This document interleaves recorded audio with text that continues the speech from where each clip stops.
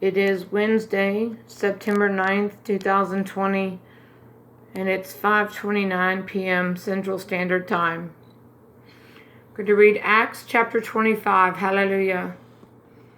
Now when Festus was come into the province, after 3 days he ascended from Caesarea to Jerusalem. Then the high priest and the chief of the Jews informed him against Paul and besought him, and desired favor against him that he would send for him to Jerusalem, laying wait in the way to kill him. But Festus answered that Paul should be kept at Caesarea, and that he himself would depart shortly thither.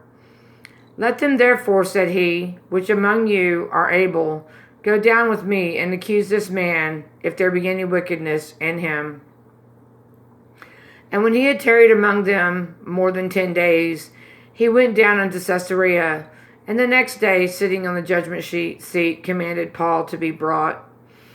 And when he was come, the Jews which came down from Jerusalem stood round about, and laid many grievous complaints against Paul, which they could not prove. While he answered for himself, neither against the law of the Jews, neither against the temple, nor yet against Caesar have I offended anything at all. But Festus, willing to do the Jews a pleasure, answered Paul and said, Wilt thou go up to Jerusalem, and there be judged of these things before me? Then said Paul, I stand at Caesar's judgment seat, where I ought to be judged. To the Jews have I done no wrong, as thou very well knowest. For if I be an offender, or have committed anything worthy of death, I refuse not to die. But if there be none of these things whereof they accuse me, no man may deliver me unto them.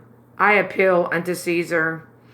Then Festus, when he had conferred with the council, answered, Hast thou appealed unto Caesar? Unto Caesar shalt thou go. And after certain days, King Agrippa and Bernice came into Caesarea to salute Festus. And when they had been there many days, Festus declared Paul's cause unto the king, saying, There is a certain man left in bonds by Felix, about whom, when I was at Jerusalem, the chief priests and the elders of the Jews informed me, desiring to have judgment against him. To whom I answered, It is not the manner of the Romans to deliver any man to die, before that he which is accused have the accusers face to face, and have license to answer for himself concerning the crime laid against him. Therefore, when they were come hither, without any delay on the morrow, I sat on the judgment seat, and commanded the man to be brought forth, against whom, when the accusers stood up, they brought none accusation of such things as I supposed, but had certain questions against him of their own superstition, of one Jesus, which was dead, whom Paul affirmed to be alive. And because I doubted of such manner of questions, I asked him whether he would go to Jerusalem and there be judged of these matters.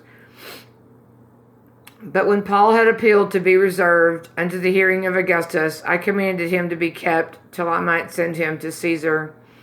Then Agrippa said unto Festus, I would also hear the man myself. Tomorrow, said he, thou shalt hear him.